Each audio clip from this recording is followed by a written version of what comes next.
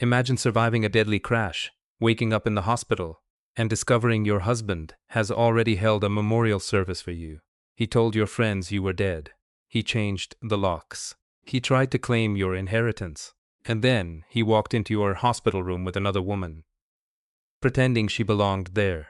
But the biggest shock wasn't the affair. It was her face. She looked exactly like someone from Clara's past.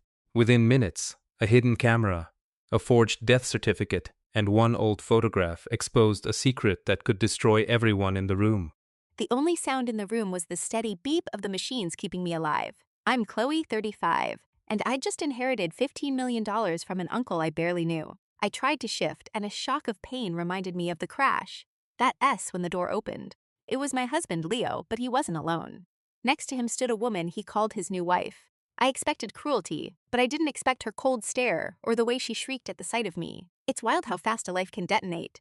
Just days before, I was driving home, ecstatic to tell Leo that my estranged uncle had left me $15 million, a penthouse, and a future we could only ever dream of. But instead of joy, I found a betrayal that hurt worse than any broken bone. My name is Chloe, and I was never supposed to inherit $15 million from my Uncle Arthur. Our family history was messy. He was my mother's brother, but a huge feud over a business deal had torn them apart years before. The rift was so deep, we hardly even made eye contact at family gatherings. Even so, I clung to my childhood memories of visiting his incredible mansion. Those weekends were pure magic. Uncle Arthur would let me see his collection of ancient maps and tell stories of his adventures all over the world. Uncle Arthur was a self-made tech millionaire who'd built an empire back in the dot-com days. He was a business legend, but his personal life was a blank slate.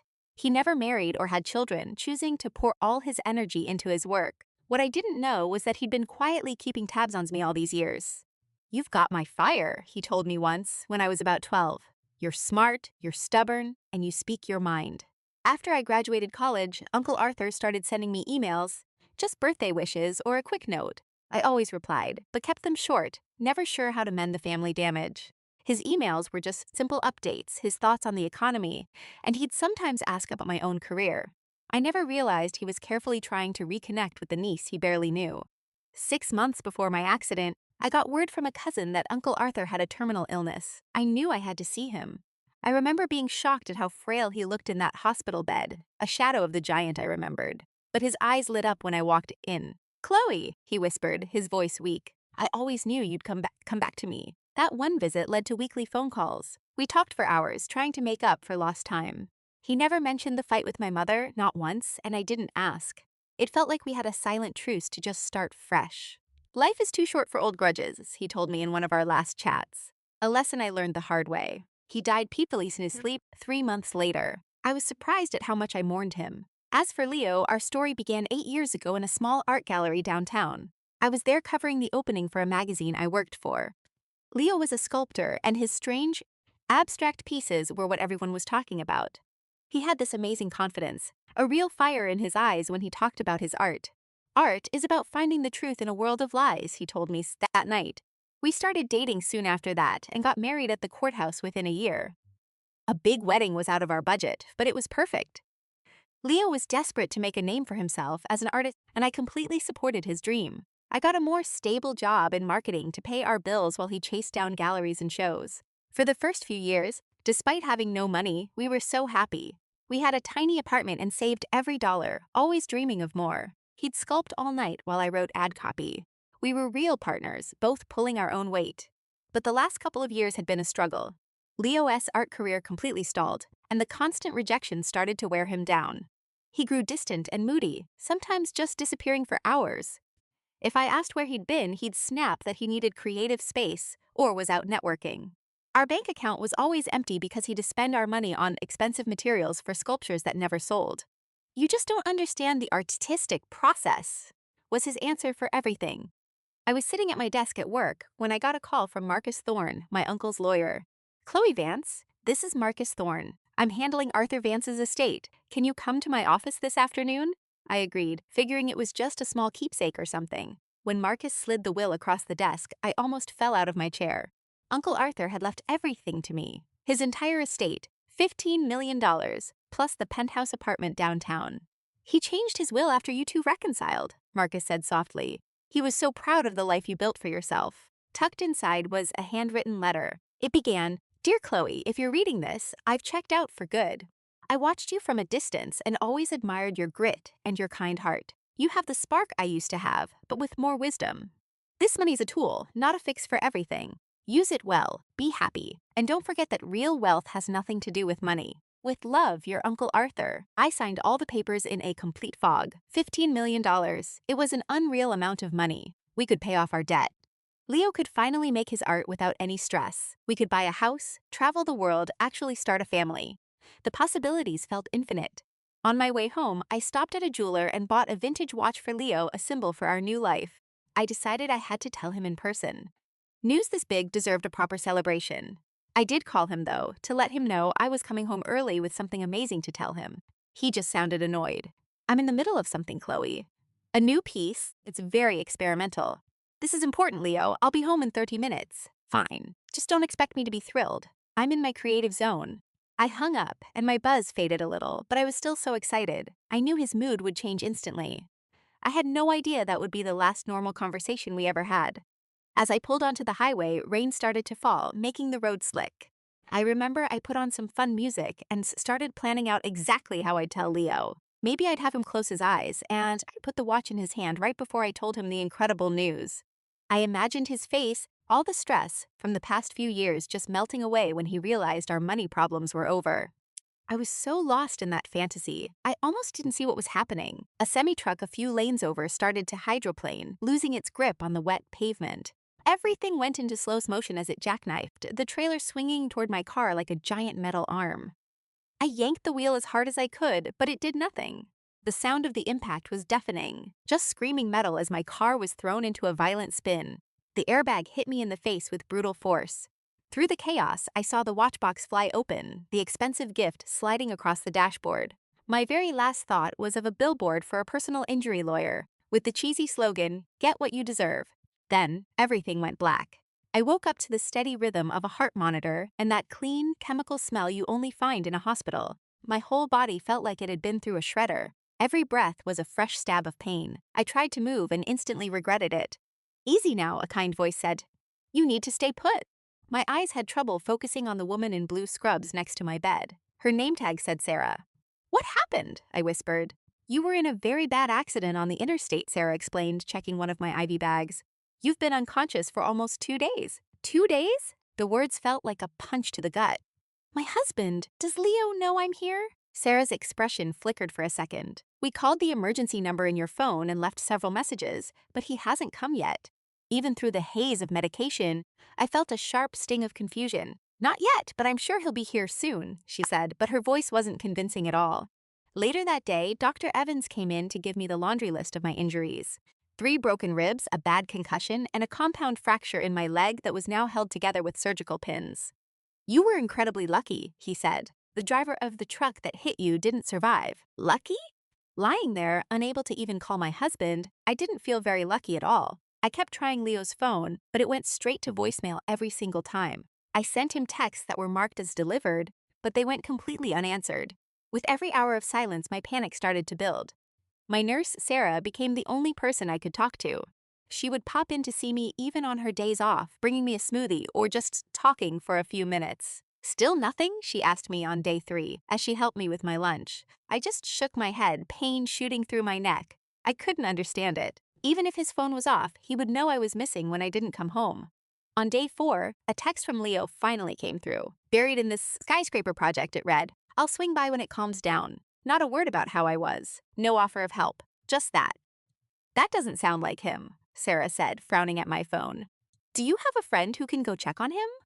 I tried my best friend Jenna, but she was weird on the phone, giving me strange excuses about why she couldn't come to the hospital. When I asked my nurse about Julian, she just changed the subject. After a week stuck in this bed, my gut was screaming that something was off. On Nina's tablet, I found a social media post that made my heart stop. It was from Julian S. old bandmate, congratulating him on a massive tech buyout. Julian was in the photo, at some fancy party, arm in arm with another woman. My hand shook as I called him. He picked up, his voice sharp over the club music. "Julian, I'm in the hospital. I've been here a whole week. Where are you?" A short pause. "Look, Clara, I'm in the middle of something huge right now." Bigger than your wife being in a hospital bed? Another pause, this one stretching for an eternity. When he finally spoke again, his voice was ice. I don't have time for your drama, Clara. Some of us are actually making something of our lives. Then he hung up. I stared at the phone as the screen went black, my vision blurring with tears. Drama? I had just inherited $12 million from my uncle. I was his wife, and I was hurt and totally alone. An hour later, Nina found me sobbing and had to call for a sedative. As the drug pulled me under, one thought circled in my head. Something was deeply, terribly wrong. The days after Julian's cruel phone call were the darkest I have ever known. I couldn't eat. I could barely sleep. I just wept until my eyes were swollen shut. The pain from the crash was nothing compared to my heart being ripped out. 7 years of marriage, and this is how it ends? With a phone call from a man who sounded like a complete stranger, Nina got so worried she called in Dr. Reed, the hospital psychologist. She was a small woman with kind eyes, but a no-nonsense attitude. She didn't offer any empty platitudes. You're experiencing multiple layers of trauma, she explained. The crash, the emotional betrayal, and the shock of being abandoned. It's completely normal to feel like your world has ended.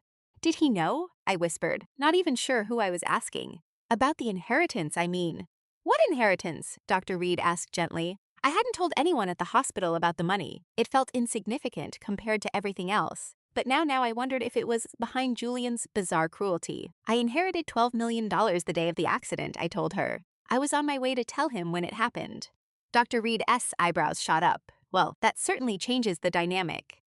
2 days later, my friend Maya finally appeared in my room. She shuffled in with a sad bouquet of tulips, unable to meet my gaze. You look terrible, she blurted, then immediately winced. Oh my God, I'm so sorry. Why have you been avoiding me, Maya? I asked, too exhausted for social graces. She sank into the visitor's chair, the flowers forgotten in her lap.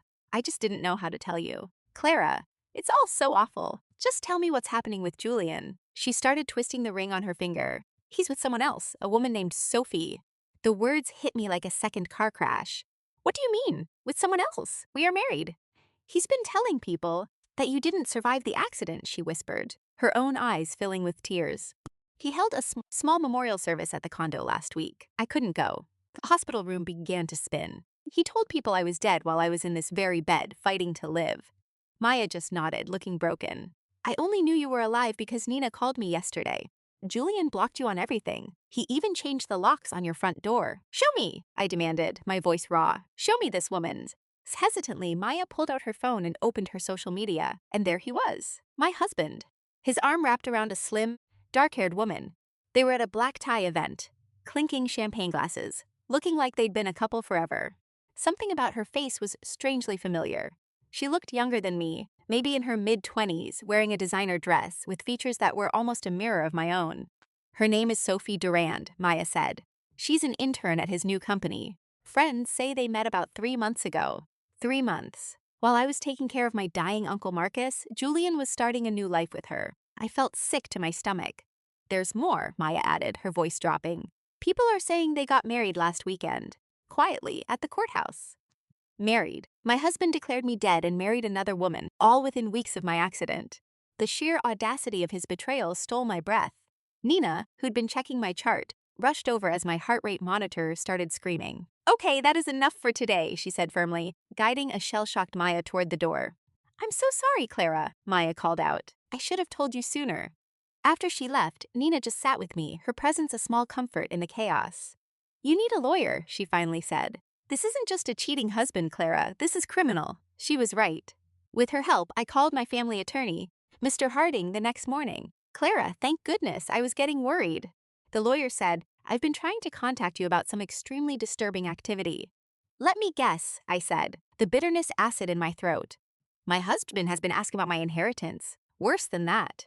He came to my office with a death certificate, claiming to be your next of kin.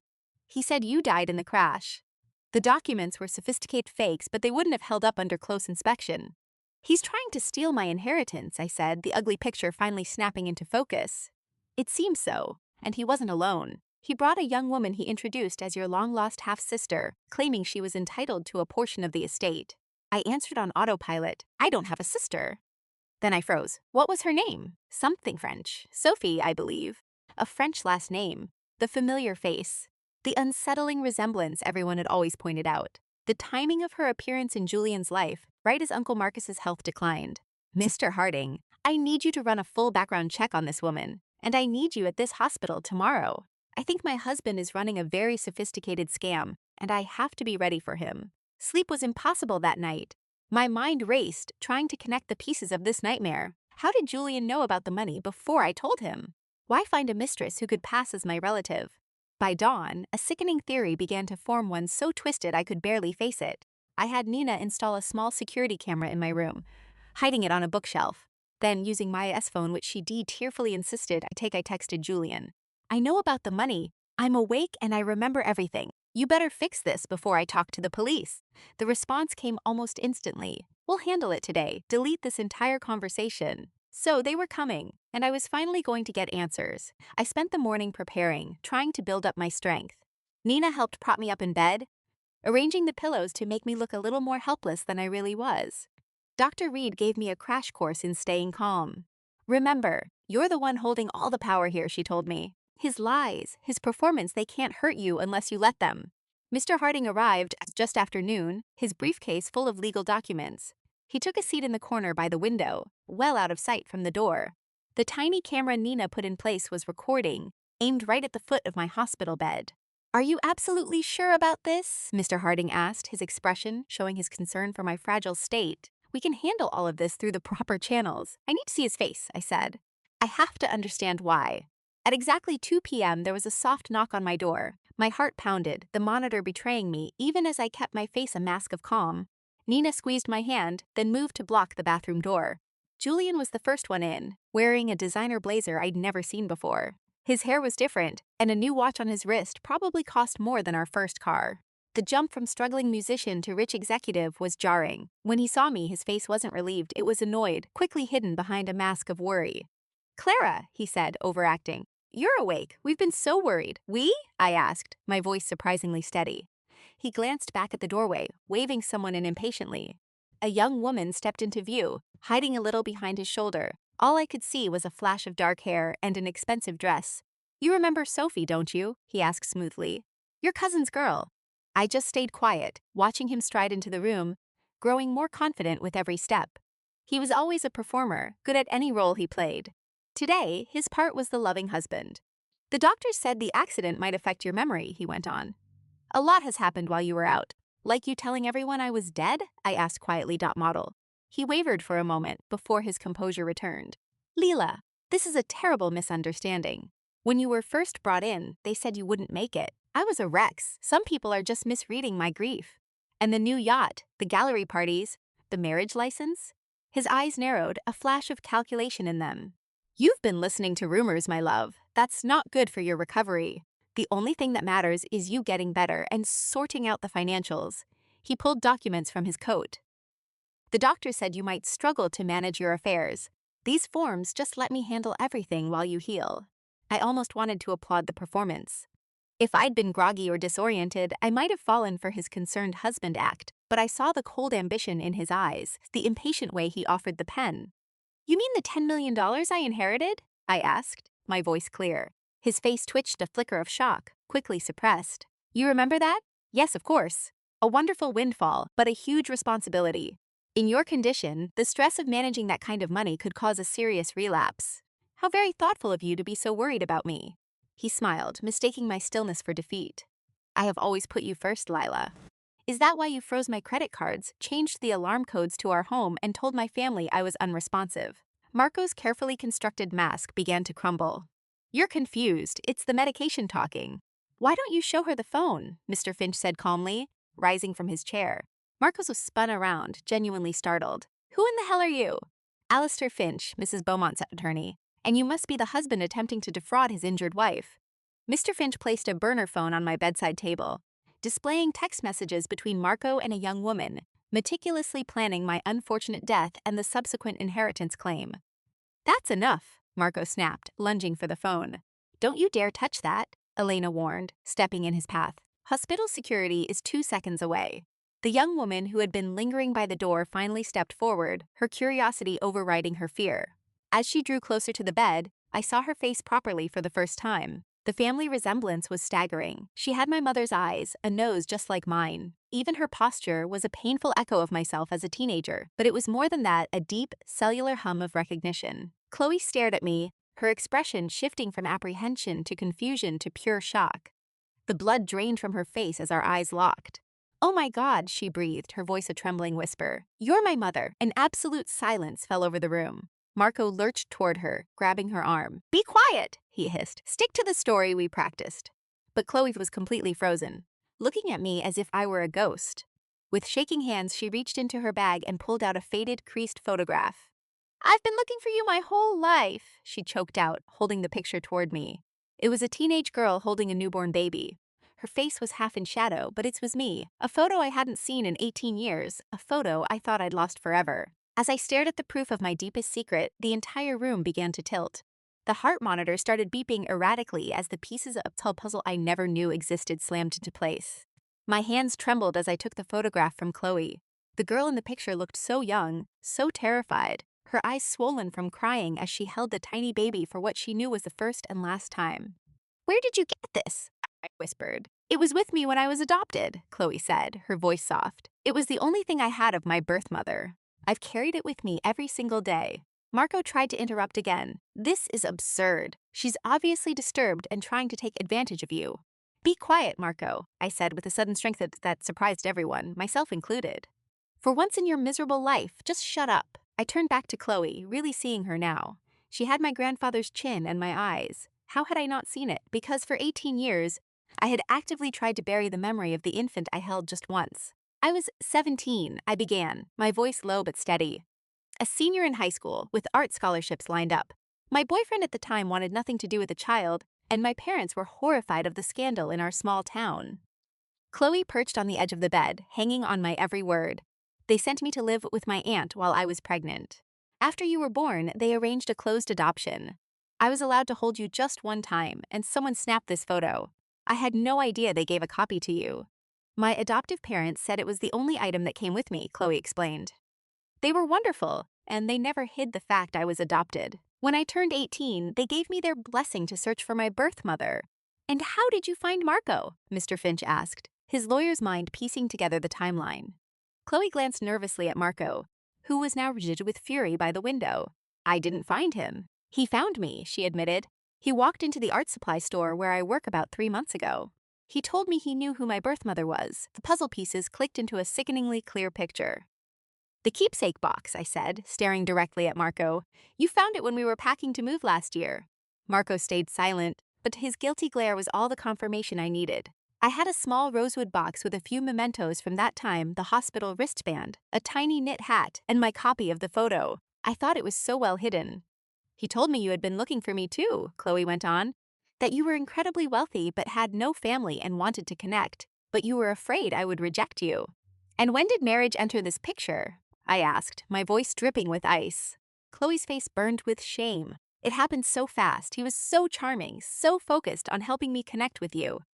When he proposed 2 weeks ago, he said it would make you so happy to see me settled with a man you already knew and trusted. It felt like a fairy tale. Then my car went off the road, and suddenly, I became worth a lot more dead than alive," I finished for her. Marco finally exploded. "You have no proof of anything. This is just a sick, emotional story you're both making up."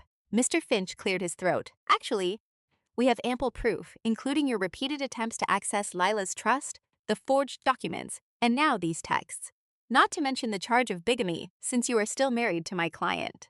"What I don't understand," Elena cut in, "is why do all this? Why not just stay married to Lila and enjoy the inheritance together?" I looked at Marco, and I mean really looked at him, and I knew. He never loved me. I was just a stable platform, a patron for his art career. But $10 million required a much more elaborate scam. "The will contains a bloodline clause," Mr. Finch explained. "If Lila had passed away with no direct heirs, a significant portion of the estate would go to various art foundations. But with a child, the entire inheritance remains with the family." "I see," I said, the cold truth settling in my bones. "And as Chloe's husband, Marco would have legal control over every single penny." Chloe scrambled off the bed, putting as much space as she could between herself and Marco. "You used me. Everything you said about caring about me, about building a future." "Don't be so dramatic," Marco sneered. "It was a perfect arrangement. You got to find your long-lost mother, and I helped. The money was just part of the deal. By faking my death and marrying my daughter? I asked, utterly repulsed. Half the inheritance would have gone to her eventually, once you two connected, Marco argued, his true colors on full display. You were simply committing fraud to speed up the process, Mr. Finch corrected. And potentially attempted murder, had Lila's accident been fatal. Marco's face was like stone. You can't prove any of that. We don't need to, I said softly. You've already proven who you are. I looked at Chloe, whose entire world had just been shattered. I am so sorry you were caught in the middle of this nightmare. She wiped at her tears. All my life, I dreamed about finding my birth mother, just not like this. Marco made a sharp move toward the door. This is insane, I'm leaving. I wouldn't advise that, Mr. Finch said, his voice flat. Security is waiting outside, and I've already filed the preliminary fraud charges. Leaving now would just add fleeing to the list. As if on cue, 2 large security guards appeared in the doorway. Marco's eyes darted around the room like a trapped rat, looking for any way out. Leela, he tried one last time, using that gentle tones that once made me melt. We can sort this out. Think of everything we've been through. Oh, that's exactly what I'm thinking about, I replied coldly. Officers, he's the one you're looking for. As they led Marco from the room, Chloe and I were left in a strange, heavy silence. 18 years of absence stood between us like a wall of glass. I never stopped thinking about you, I finally whispered to her. Not for a single day. The weeks after Marco's arrest were a blur of legal paperwork, police interviews, and difficult conversations. Mr. Finch worked relentlessly to unravel the complex web of lies Marco had spun, discovering he'd tried to drain my trust accounts multiple times using expertly forged signatures. He was disturbingly meticulous, Mr. Finch told me during one of our meetings in my hospital room. He created a fake paper trail to suggest you had discussed the inheritance with him, and even fabricated entire email conversations between the two of you. How much trouble is he actually in? I asked. It wasn't that I cared about him, but I needed to understand the full scope of the damage. He's multiple counts of fraud, forgery, attempted grand larceny, and bigamy.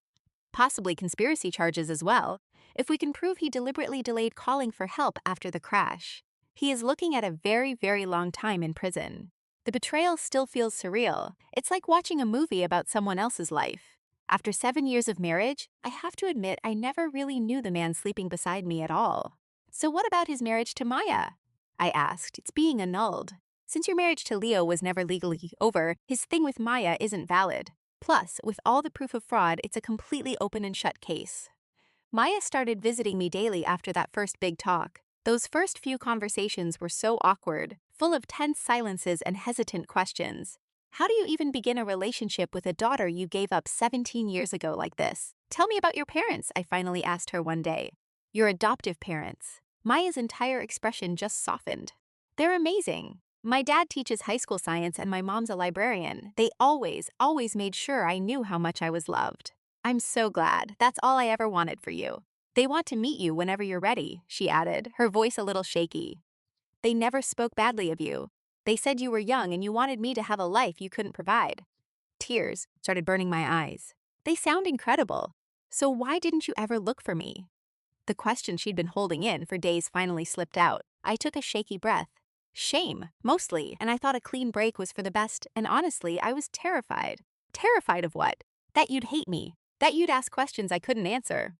That seeing you happy with another family would just destroy me all over again. Maya slowly reached over and took my hand in hers. I could never hate you. I have a million questions. Sure, but I know you were just a scared kid in an impossible spot. Her forgiveness, given so easily, felt like it broke a dam inside me. For the first time since the accident, I just wept, letting out 17 years of regret and what-ifs. Rachel, the nurse checking on me, quietly backed out to give us space. As my heart began to heal, the long road to physical recovery stretched on. The surgeons worked wonders on my leg, but I knew walking again would be a serious fight. Those physical therapy sessions were brutal, leaving me drained and angry. You're making incredible progress, Dr. Evans told me at a checkup. A lot of people with your injuries would still be confined to a bed. I've got a really good reason to get up, I said, glancing over at Maya, who now came to my therapy sessions to cheer me on. My lawyer, Robert, stopped by with more news about the inheritance. Considering everything, he said, we should talk about how you want to handle the estate, especially now that you know about Maya. I'd been thinking about nothing else. Uncle Samuel left me everything because he had no idea Maya existed. If he'd known he had a great niece, he would have wanted her in his will. So you're saying you want to split the inheritance? Robert clarified. Yes, exactly down the middle. Maya immediately started shaking her head. Dylan, no way. That's your money. I didn't come find you for that. I know you didn't, I told her firmly, but you are my family. And I have 17 years of birthdays I need to make up for. 2 weeks after Leo's arrest, I had a visitor, Detective Miller, the lead investigator on the case. We found something concerning when we searched your apartment, she said, placing a sealed evidence bag on my table. Inside was a prescription bottle. The label had my name on it, but for a medication I had never seen before. These are very strong sedatives prescribed for severe insomnia, Detective Miller explained. And according to pharmacy records, this was filled just 3 days before your car accident. I was stunned. I've never had a problem sleeping in my entire life. I'd never seen that bottle before. We're looking into the possibility that your husband was dosing you without you knowing. A few neighbors reported hearing arguments leading up to the crash. One said you seemed exhausted and completely out of it the last time she saw you. The implication just turned my blood to ice. It was absolutely chilling. Was Leo planning on killing me even before he learned about my inheritance? Did my accident just present a perfect chance to finish what he started? We might never know what was going through his head, Detective Miller admitted. But I can promise you, we are building a very, very strong case against him. As my release date approached, practical matters started to pile up. I couldn't go back to the apartment I'd shared with Leo for obvious legal and emotional reasons. And a hotel just wasn't practical for someone who still needed a lot of care. You can stay with me, Maya offered. My apartment is small, but the building has an elevator. I paused. I really didn't want to be a burden on her. It's not a burden. I want you to, she insisted, offering us a little smile. Besides, we've got a lot of lost time to catch up on. Rachel, who had become a friend during my long stay, had a different idea. What about your uncle's estate? Robert had told me it was just sitting there, empty. The idea took root. The country house where I'd spent those few happy days as a kid was now mine. It would need some work to be accessible for my recovery, but it was a fresh start, so far away from the painful memories of my life with Leo. But that's more than an hour from the city, I said out loud. Maya, that's an insane commute for you to get to the gallery. She looked down at her hands, fidgeting with her bag strap. Actually, I quit my job at the gallery last week. There were just too many bad memories of Leo and how he used that place against me. So what are you going to do? She took a breath. I've been thinking about going back to school. I always wanted to get a degree in psychology. Maybe I could help other adoptees and birth parents connect. It felt like destiny. The timing was almost too perfect. The estate has more than enough room. You could stay there while you get things sorted. Absolutely. The hopeful look that lit up her face was all the answer I needed. From the wreckage of all that betrayal and hurt, a new family was beginning to form, one based on truth, not deception. 6 weeks after the crash that blew up my world, I was finally discharged. Leaving the hospital, which had become my safe haven, felt surprisingly hard. I gave Rachel a massive hug and promised I'd keep her updated on my progress. You're one of the toughest women I've ever met, she told me. Remember that when you have a bad day. The drive to Uncle Samuel's estate, my new estate, was quiet. Maya focused on the winding country roads while I watched the city skyline dissolve into rolling green hills. A strange spring snow had fallen during the night, coating everything in a clean white blanket that really felt like a new beginning. The house was even more beautiful than in the pictures, a modern design with huge glass walls that looked out over the water. My lawyer, Robert, had already handled the modifications for my recovery, installing ramps, setting up a bedroom on the first floor, and adding safety bars. So, what do you think? I asked Maya as we turned into the driveway. It's incredible, she breathed, her eyes wide. It looks like it's straight out of a magazine. Those first couple of weeks were a big adjustment for us. We were mother and daughter, sure, but we were also strangers, learning each other's habits and finding our place in this new life we were building from the ground up. I learned Maya was an early riser who loved to sing completely off-key in the shower. She learned that I'm basically a zombie until I've had a second cup of coffee. These were the small, everyday things that slowly began to knit our lives together. My physical recovery was slow but steady, with a therapist coming to the house 3 times a week. The sharp, stabbing pains eventually subsided into a manageable ache. As my body healed, I went from a wheelchair to a walker, and then to crutches, celebrating each little victory with cupcakes Maya bought from a bakery in town. But healing my heart was a much bigger challenge. Dr. Evans and I continued our sessions by video call, working to unpack not just Leo's horrific betrayal, but the sudden return of the daughter I gave away. She warned me that relationships born from a crisis can feel incredibly strong at first, but are often fragile. She encouraged me to give myself and Maya the time and space to build something that would actually last. Taking her advice to heart, Maya and I started making our own little routines. We began having Sunday movie nights, trying out new dinner recipes on Thursdays, and taking short walks around the property as I slowly got stronger. We talked about everything, and we talked about nothing, filling in 17 years of silence between us. One evening, after about 3 months there, Maya nervously brought up a subject we had been avoiding. "I think you should meet my parents," she said quietly. "My adoptive parents, that is." A knot of pure dread tightened in my gut. "Do they despise me?" "No," she answered, her voice firm. "They always talked about you with such kindness. They knew you were in an impossible situation. We arranged the next weekend. I agonized for days over what to wear, what to say, and how I could ever thank the people who raised the daughter I wasn't able to keep. When the day came, I was a nervous wreck, pacing the floor with my cane. Mark and Emily Carter were just as Lily described them, unbelievably kind people who met me with hugs, not suspicion. "We always felt like we were just borrowing her," Emily said, her hand on mine, "just keeping her safe until you could be a part of her life." Their grace was overwhelming. Instead of viewing me as a rival for their daughter's affection, they welcomed me into their family, into their lives. By the time we said goodbye, we were already planning holidays together, building our own strange, beautiful, blended family. But the entire time, the criminal case against my husband Ethan hung over everything. I went to the court dates when I had to, facing him from across the courtroom with a spine of steel I didn't know I had. The charismatic, brilliant tech founder I had married was just gone, replaced by a hollowed-out man in a prison uniform. When the judge finally sentenced him to 10 years for wire fraud, I didn't feel joy or victory, just this profound sense of closure. "Do you ever miss him?" Lily asked me later that night. "No," I said, and I meant it. I missed the man I thought he was, but that person was just a story he told. As the months passed, we began to heal.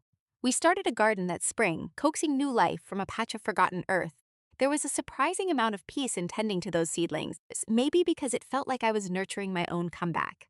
With my friend Daniel S. legal help, we set up a foundation in my Uncle Ben S. name, one dedicated to helping victims of financial fraud and supporting single moms. The irony was sharp, but it felt right, turning my personal disaster into something that actually helped people.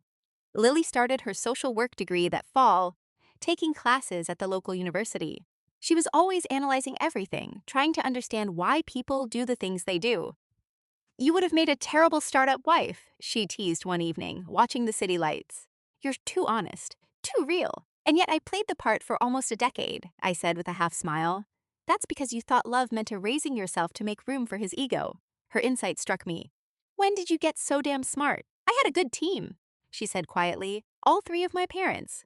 As my physical therapy appointments wound down, I had to figure out what was next for me. My old job in corporate finance, which I'd only taken to support Ethan's dreams, felt like a lifetime ago. With my financial security set, I had a chance to start over completely. I began writing, first just for myself, but it quickly became something much more than a hobby. My story, with names changed of course, was emotionally raw, and it started to look a lot like a novel. The writing itself was healing, a way to transform the poison into medicine. 1 year to the day after my accident, we had a small gathering at the house. My best friend Chloe was there, along with Daniel, Detective Miller, my physical therapist, and Lily's parents, Mark and Emily. These were the people who showed up when my world fell apart, and now they were here to celebrate a new beginning. Looking at the faces of this mismatched family we debuilt from the wreckage, I was in awe of how life works its power to create beauty from absolute betrayal. "I'd like to propose a toast," I said, holding up my glass, "to the wrong turns that lead us exactly where we need to be." Later that night, after everyone else left, Lily and I sat together on the porch steps, and she finally asked the question that had been lingering between us. "Do you regret any of it?" She didn't mean giving her up for adoption, she meant the accident, uncovering Ethan's lies, all the trauma that followed. I thought about it for a second before I answered. To regret it would mean I'd pick another life if I could, I said. And I wouldn't. Not if that other life didn't have you in it. Money has a strange way of showing you who people truly are, stripping away the performance to reveal the person underneath. Ethan S. deception taught me that brutal lesson, but it also brought me back here to you. My daughter gave me a shot at a love I thought I had lost forever.